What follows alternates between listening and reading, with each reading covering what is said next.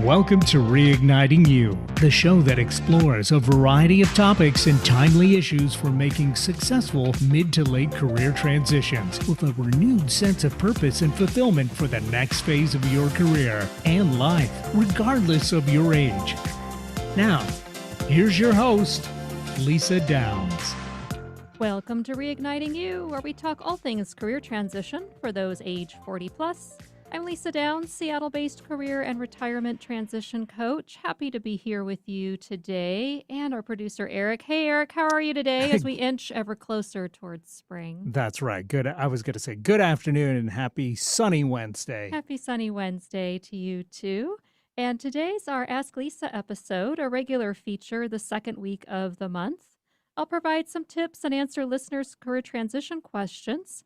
Charlie Magee of FranNet is joining us for a bit too, and we'll talk with Charlie right after this first break.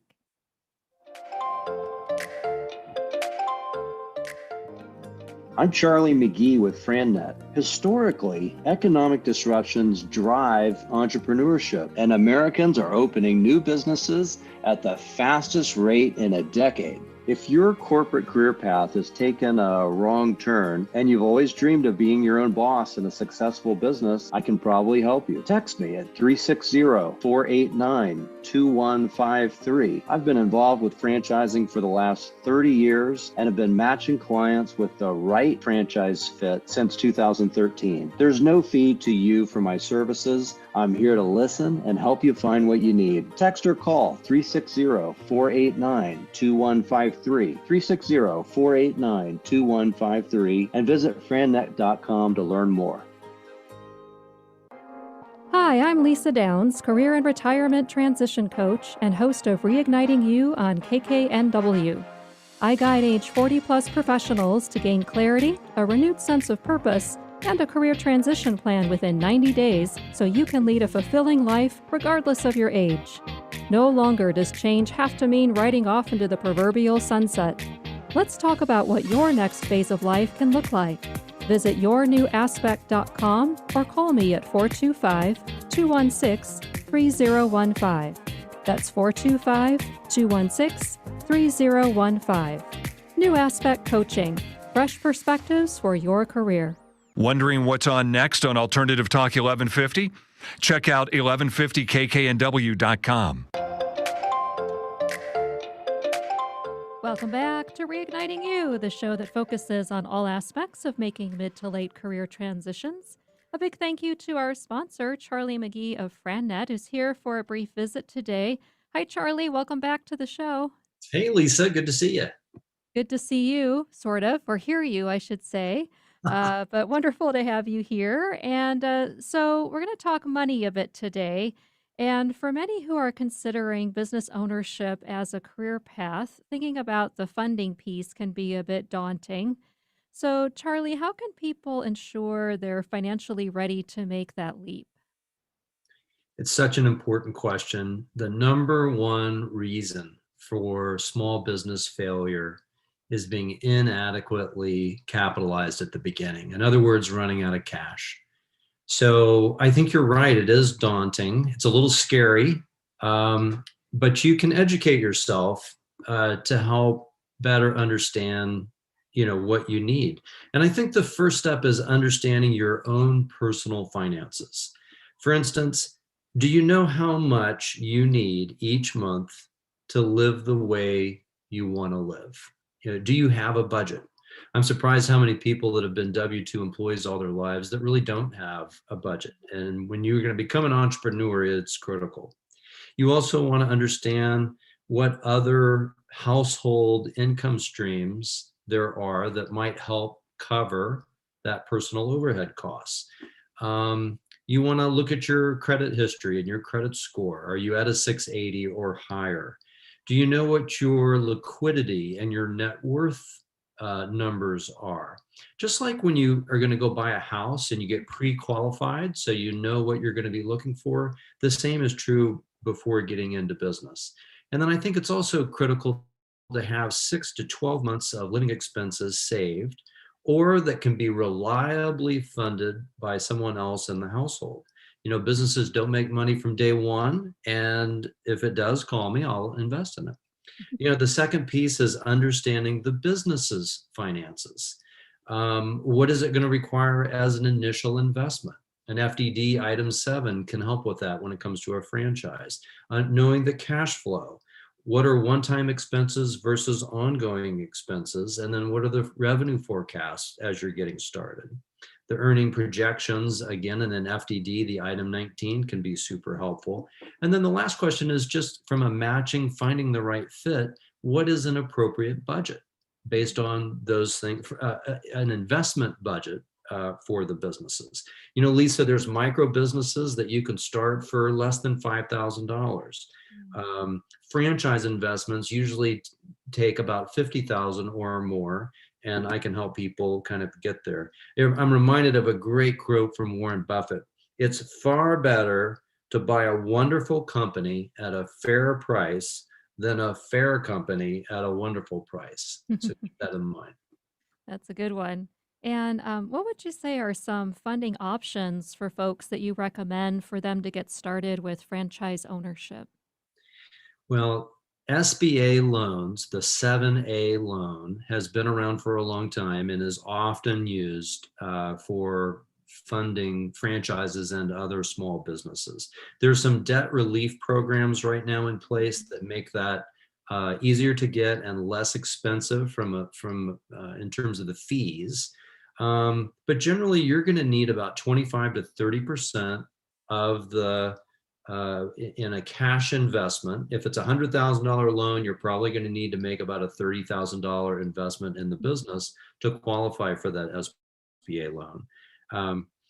Home equity lines of credit are a popular strategy these days. Many people, particularly in the Puget Sound area, that have been in their home for a period of time have some good equity, and that can that can be a very effective tool. Also, portfolio loans, friends and family, and then of course the ROBS program, the ROBS, rollover for a business startup, which is not a loan. It's taking a qualified tax-deferred savings account, non-Roth savings account, and investing in your own business.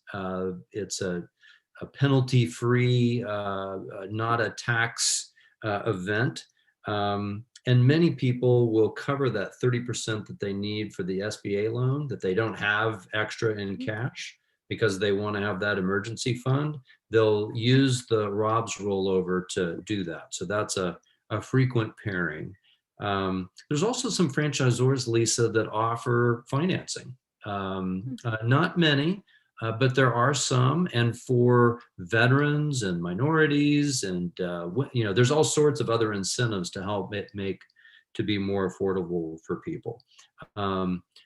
Like so many things, getting good expert advice in funding is key. There's some wonderful groups that we work with. One of them is based in Washington, Guidant Financial. They do a terrific job helping people understand their own situation and what might be the best fit. So yeah, lots of good options.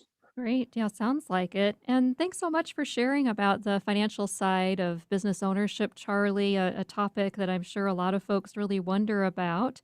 And remind us how people can find you.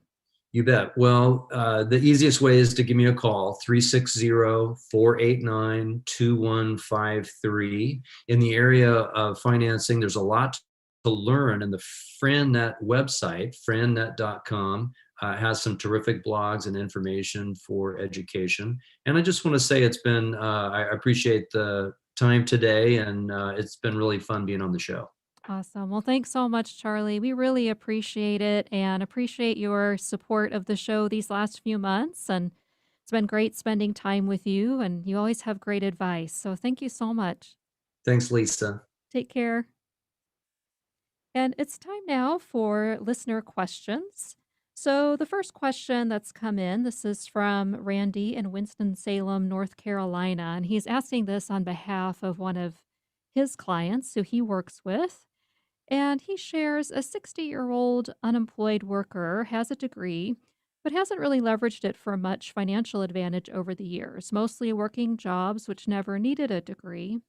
They're now unemployed and are wondering what the pros and cons are of earning a master's degree at this point in life as a way to make themselves better qualified and more marketable. Well, thanks, Randy, so much for submitting that question. And I'm a learning nerd, so I always love learning and thinking about what are those skills that I can further develop or knowledge I can gain. So to me, that's always a pro, always a benefit. But I guess I would say, it really does depend on the type of work that the person is looking to do and what the degree is in potentially. So, are they looking to go broad with a particular industry skill set, or are they looking to go deep in terms of really, saying, I'm going to be an expert in this particular area of work or this particular industry, and then let that drive the decision of whether or not to go back to school. And, it's never too late. So I always say that, it's never too late to go back and earn a degree, but it really does matter in terms of what they're looking to do. There's more and more out there in the press these days that some employers aren't emphasizing advanced degrees or really any postgraduate degree these days due to the pandemic and other circumstances, and want to give other folks opportunities. And so it could be that depending on the industry, such as retail, IT, hospitality, even banking, they're not necessarily emphasizing advanced degrees like they once were. But, I always recommend for folks, decide what is the direction you want to go. Pull some job descriptions. So, what do you see in the job descriptions that they're saying is ideal, or what they saying is, the qualifications are, and if that includes a master's degree. And if not, maybe consider some sort of certifications or certificates that could be earned that would be applicable to that industry and to the role that they're looking for. So thanks for your question, Randy. It's a great one. And it's time for our next break. When we come back, I'll answer some additional listener career transition questions and preview what's in store for next week's show.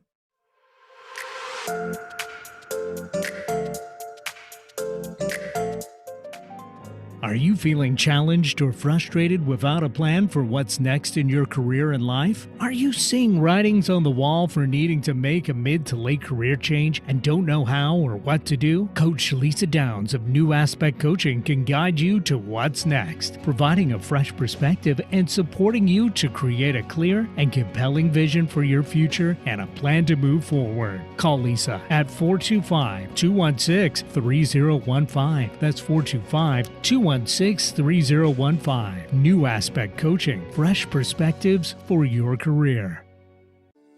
What's your story? Have you ever sat with that question and looked to your heart for the answer? It's time to explore the real you. Tune in Thursdays from 4 p.m. to 5 p.m. for the brand new show, Story You, with Coach Debbie. Debbie and her guests have a mission to inspire and coach you to find your voice. If you need direction, Story You with Coach Debbie is for you. If you want to be an author, Story You with Coach Debbie is for you. Tune in Thursdays at 4 p.m. and be inspired. I'm Nathan Mumm, and I'm the host of Tech Time Radio. Tech Time Radio is officially on KKNW from Saturdays from 4 to 5 p.m. You can listen to our show live.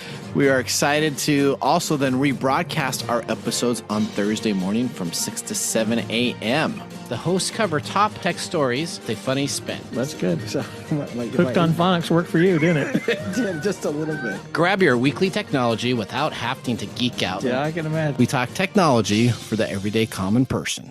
This is Rob Bass, and I want you to tune in to Don't Ask Me to Talk with Stacey Heller, the show that brings joy from pain, sunshine where it rains. Don't Ask Me to Talk with Stacey Heller. And that's coming from me, Mr. It Takes Two, Rob Bass. Tune in. Do what Rob Bass says. Take a listen to Don't Ask Me to Talk with Stacey Heller. That's me, Tuesdays from 3 to 4 on KKNW. To find out more information, check out my website, staceyconnects.com, or text DAMTT to 55678. Have a career transition related question or want to share your best or worst job story? Call 360-436-6496. That's 360-436-6496. Just leave a voicemail and we'll answer your question or share your story on a future show. Stay tuned for more Reigniting You with Lisa Downs.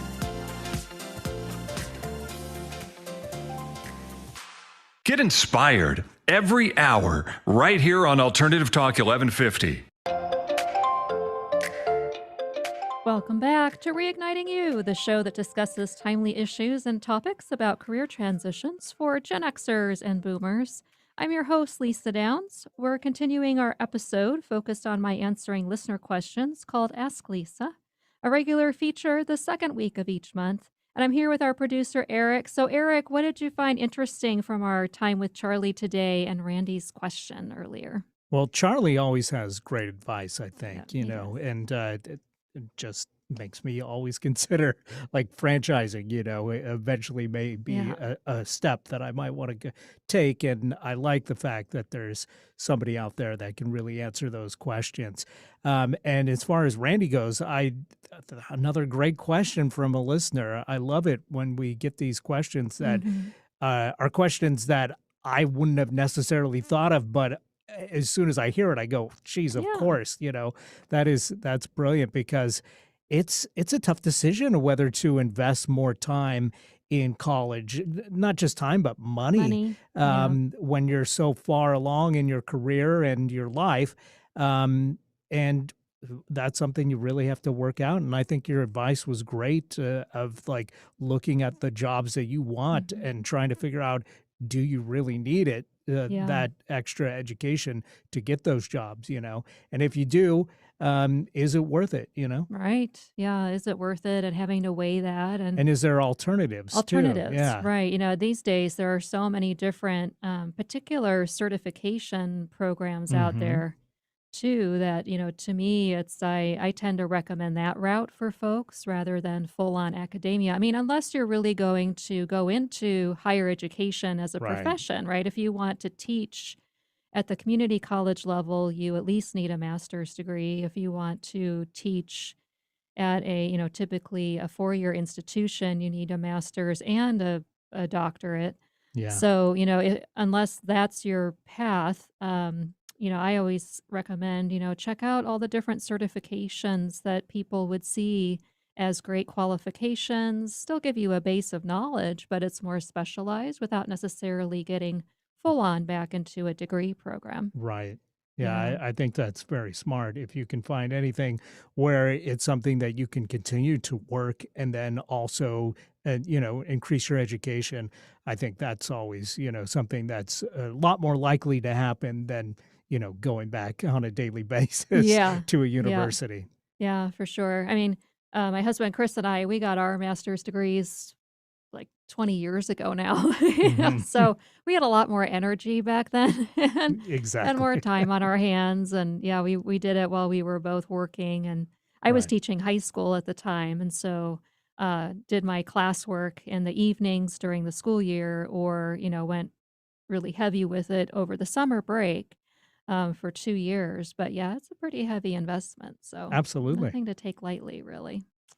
Yeah, and speaking of budgets that Charlie mentioned, you gotta see what's your budget for Yeah, something like that too to make that type of investment as well. exactly. Yeah, for sure. Well, our next question is from Maggie in Portland, Oregon, and she says she's heard me use the term portfolio career and is wondering if I can go into more detail about that. Absolutely, Maggie. Thanks so much for asking that and sending that in.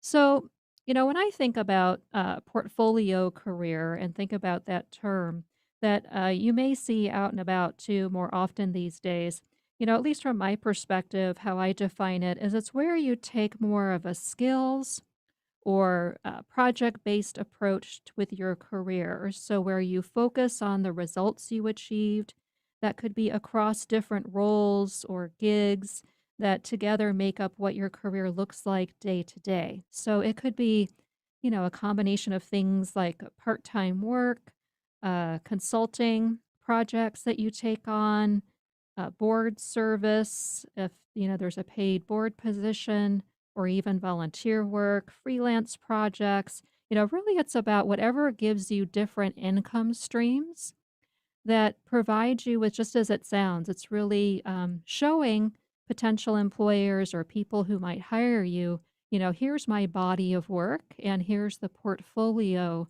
that I have that shows the outcomes I can get for organizations or the value I provide to people in my work. So much as you think about artists who have a portfolio of work that they've created. It's really a similar concept, only it's about having different income streams that together encompass what your career looks like, and then ideally you've got a brand statement that defines that in terms of who you are as a professional. That could be an umbrella headline that would apply to all of those angles of your portfolio career. And I think the reason why we're seeing more written about it these days or out in the media and online lately is because the world of work is probably going to change quite a bit. It's already changed a lot in terms of virtual work and flexible schedules and how people are working, and that's probably only going to continue to grow, and work is going to look a lot different. And many employers are considering, not having as many full-time employees and really looking at hiring contractors, gig workers, part-time people going forward to help them achieve the results that they're looking for. So, we may find that for many people, and especially for older workers, that the portfolio route could make a lot of sense. And then it's a matter of creating that for yourself and getting creative with what that might look like. But from my perspective, that's how I define that phrase portfolio career. So, I hope that's helpful for you. Next is a question from Jill in Kirkland, who asks, what can I do to become more tech savvy and learn additional computer skills to prepare for a job search? Thanks, Jill, for that question. So my recommendation is to scope out, what specific tools, online platforms, and software are needed. Again, based on job descriptions that you see for what you want to pursue. And, consider getting certificates offered through community colleges, what I refer to as the original equipment manufacturers, so to speak. But those are the people who develop the products themselves, the technology themselves, or you think about organizations like Microsoft, Adobe, Oracle, that actually have developed the products that are used. Do they offer classes that you can take, certificate programs that you can go through? Companies, a lot of companies and employers offer training and ways to take certificates, through them as well, certificate courses. You could also take online courses, and there's a lot of both paid and free online courses out there that teach you how to use the specific tools, software, and online platforms. So there's always LinkedIn Learning. That was formerly known as lynda.com. LinkedIn acquired Lynda. So LinkedIn Learning, ton of courses out there online. There's also for folks who are, I think it's age 50 plus or 55 plus, around the country, there are Osher Lifelong Learning Institutes. We have one of those here in the Seattle area, affiliated with the University of Washington, and they provide wonderful courses for older workers, older folks, and you can just take the courses for fun if you want to. So check out the Osher Lifelong Learning Institutes. And then there's Udemy, Open Culture, edX. So those are all providers of online training, online courses. So lots of different avenues to beef up with that. But it all comes down to, again, what's the role you want to pursue? What's the path you want to go down? And then what are you seeing come up in terms of job descriptions with the tools and software and technology that's listed in those as qualifications? So hope that's helpful for you. So Eric, a couple more great questions today. What are your thoughts on those from Maggie and Jill? Yeah, again, great questions, as you said. And, I think we all the time, need to learn more Yeah, we when it comes to do. tech. And it's something that I find a lot of people find really daunting, but they got to understand that we all struggle because it's always changing, it's It always is. updating. Even young people that are tech natives, they have to learn those new skills all the time. Right. And for them, they're just used to learning new skills. And some of us older folks, sometimes find that daunting as far as learning new skills, but it can certainly be done. Oh, It just yeah. requires a little bit of time and a little bit of effort, and you shouldn't be afraid. Yeah, shouldn't be afraid. It is always changing. I mean, I've been looking at online course platforms recently to do my own like group programs Hmm. and online courses that I put out there to the world, and there's so many of these platforms, Kajabi, Teachable, it's like goes Right. on and on and on. And nobody can know And everything. nobody can know Yeah. every, and I think there's more just in the last 6 months, Right. since the last time I checked it out. There's just, it is just constantly changing, and so you're right, we shouldn't feel bad or, that there's just so much out there to learn, And and, sometimes it just takes, using your search engine to, point you in the it right does. direction of finding out how to work a certain piece of Yeah. software or hardware. Yeah, Yeah. absolutely. Well, thanks, Eric. And many thanks, Maggie and Jill, for your questions. Remember that if you have a career transition question, send an email to reignitingyou@gmail.com or call 360-436-6496 to leave a voicemail for me with your first name and location to ask it over audio. That's 360-436-6496. You can use a pseudonym if you'd rather not use your real first name. I'll then share it live on the air the second week of April. And it's time for my reignition recommendation, a tip of the week to reignite your career in life, regardless of your age. Today's tip is to create a visual reminder of your career goal or life vision to help you focus and stay motivated. It doesn't matter what the visual is, whatever appeals to you is great, whether it's a piece of art, words on a piece of paper that you print out and put in front of you, a photograph, or any other visual that resonates that you'll see regularly as that great reminder. Well, thanks, Eric, for helping out with the show today. Hope you enjoyed it. Absolutely. Great. And great questions. Keep them coming, folks. Love getting your questions, hearing your career stories. So send those along, reignitingyou@gmail.com. And as a reminder, I am offering a 2-hour career transition strategy session special until April 1st that I encourage you to contact me about at yournewaspect.com to take advantage of a $200 discount. Again, that's until April 1st. And join us next Wednesday at 3 o'clock when my guest will be Randy Wooden, Director of the Professional Center of Goodwill Industries of North Carolina, as we discuss job search issues for older workers. Thanks for joining us today, and we'll talk to you next week on Reigniting You.